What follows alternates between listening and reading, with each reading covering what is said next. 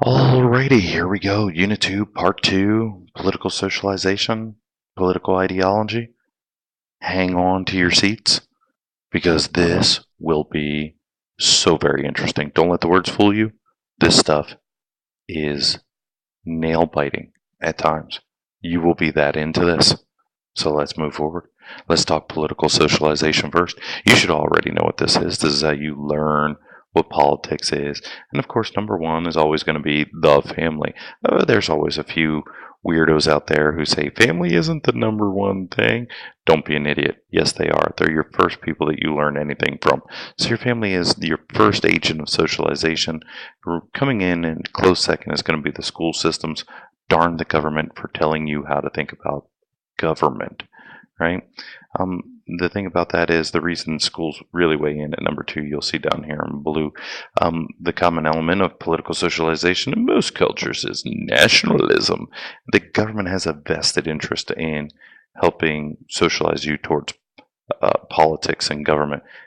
They think that it is a huge reason why people feel a sense of pride or nationalism.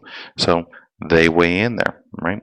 A big thing to remember is that although your family is your first and your most important agent of socialization, they don't give you specifics. They only give you the basics.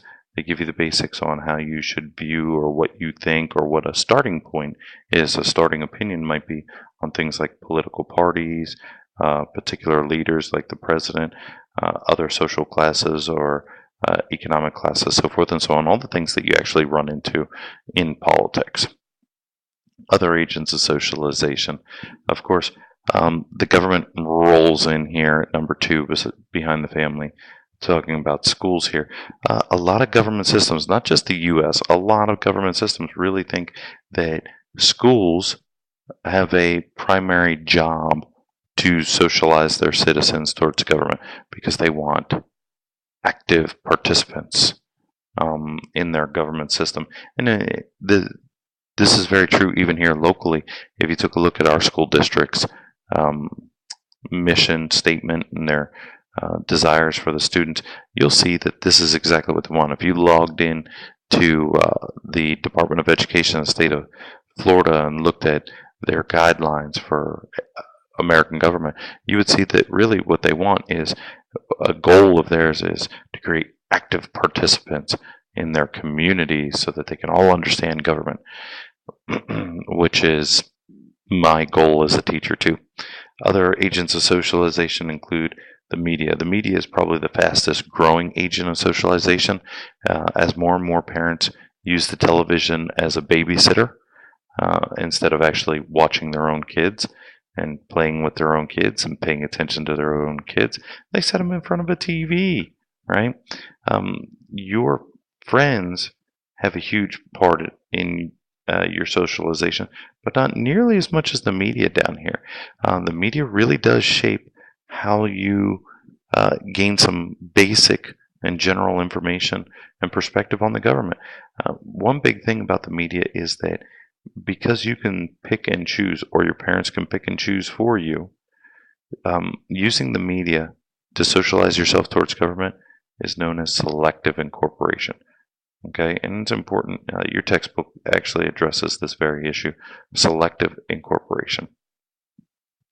Other agents of socialization include your religious background, your ethnicity, your racial background. All of these things would be agents of socialization, but they're going to be secondary or even tertiary. Ooh, tertiary, big word, to your family and to the school system, right? Politicians, political parties are going to use these agents of socialization. They're going to use them to help them try and anticipate the outcome of elections.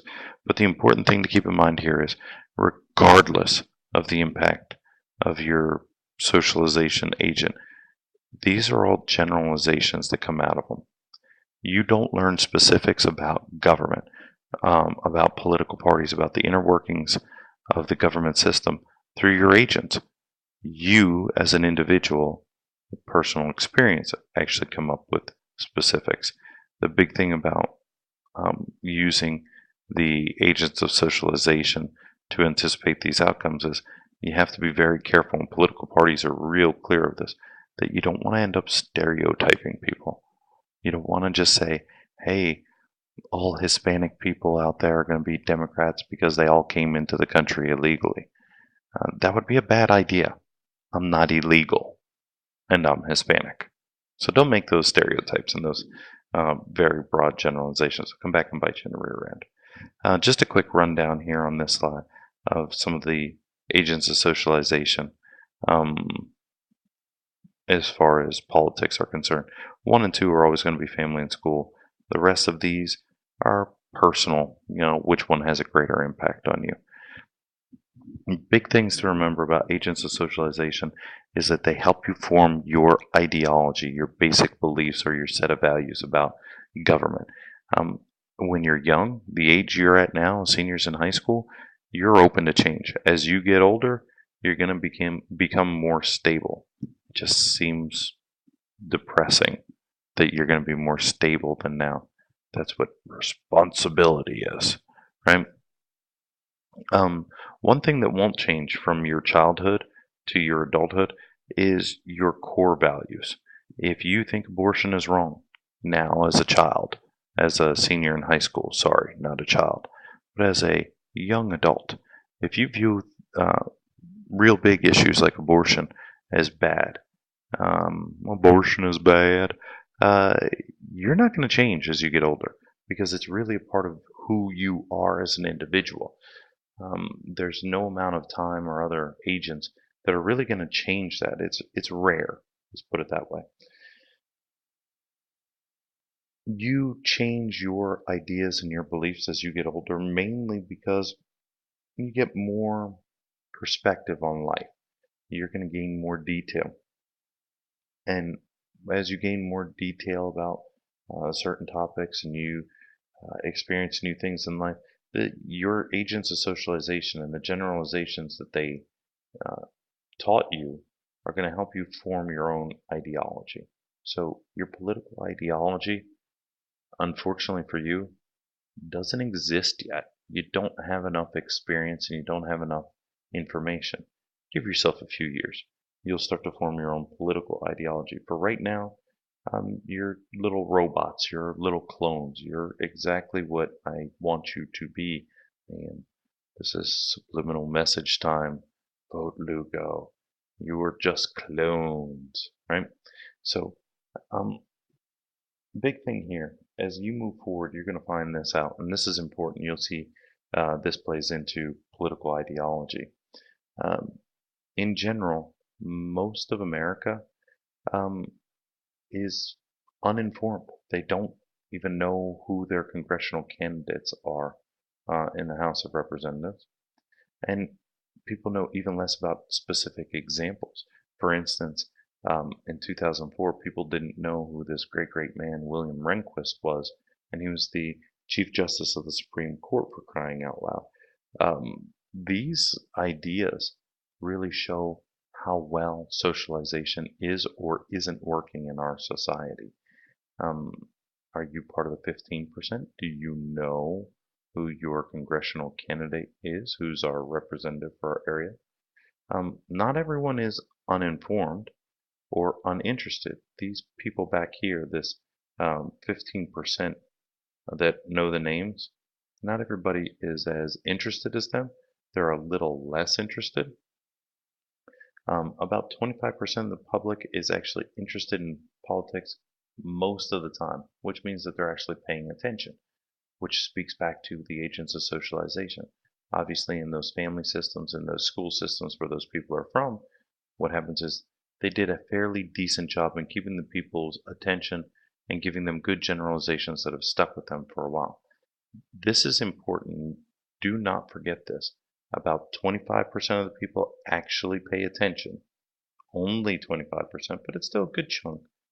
These people are called attentive public. This is important, especially when it comes to campaigns and political parties. These people actually know and understand what's going on with the government. They understand the basic principles on how it works. The opposite of your active public is, I swear to you, this is not my wording. You can find this in textbooks everywhere. They're called political know-nothings. They barely ever pay attention to politics and hardly ever vote. Luckily for us, the majority of the public qualifies as a part-time citizen. In other words, about 40%, a little over 40%. When you combine them with the actives, these guys will participate every so often, usually in the general elections every 4 years, the presidential elections. They know enough about government to make a decision. Unfortunately, some of these people can be split up into the bandwagon people and the people that think for themselves. This all speaks back to their agents of socialization. Which one was more important? If you're very active, was your family very active? Does that mean that you will be very active? You should try and make a connection here, right? Overall, just a nice little summary. Are people aware? Are they interested? What do they do? Younger adults who remember learning, I love this one, who remember learning the details in school of government actually know the most factual information about government as they move forward, which makes them more likely to participate given the right motivation. So, nice little chart right here showing that people just don't know really a whole ton about their government or their political system. So let's get to ideology, which is really your attitude or your ideas and beliefs about political values. Because we have socialization, you start to form your own ideology. Ideology can change over time in both intensity and scope. What in the world does this mean? Your beliefs can become stronger over time, and your ideas of your beliefs can spread out. You won't be so tunnel vision. You don't want to be a good Republican and just have tunnel vision. I'm sorry, I shouldn't say that. Republicans are people too, just not my people. I'm kidding. I'm kidding. Just a joke. So, your ideology, again, there's a couple major ideologies that you have to pay attention to if you're going to understand American politics. The two big ones are obviously being liberal or being conservative, known as liberalism and conservatism. There are some other ideologies or schools of thought of belief, political belief, that have an influence over those, and they're socialism, communism, and last but not least, look what it says. It doesn't say liberalism. It says libertarianism. Slightly different. And we'll get into the difference there. So liberalism and conservatism, huge. They're the two biggest ideological trains of thought that you're going to find here in the United States. So classical liberals, if you look at the history of the United States, classical liberals favored a limited government. So when you look at today's political system and someone is called a liberal, I've been called liberal before. Do I favor a limited government? Absolutely. Does this mean that I'm so very old that you could call me classical? No, right? Classic liberals sought to protect people from governmental harassment. This is exactly why the government was formed. When the founding fathers, the framers of the Constitution, helped lead a revolution, they were called liberals back in England. The thing about classical liberals is you have to understand that when the U.S. interacts with European powers and somebody says a liberal to a European country, this is what they think.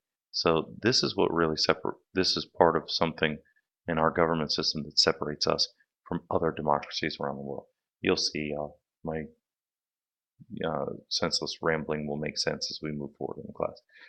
To us here in this country, liberals are the people who want to preserve the rights of the individual and help people keep their things that they have, but they also believe that government has to get involved at some point in time to help remedy and fix those problems of capitalism, because capitalism makes people greedy. More important here is this stuff here in blue and green. Liberals are optimistic. The future's going to be better. Liberals are the people that really expanded civil rights and favor things like affirmative action. these people in general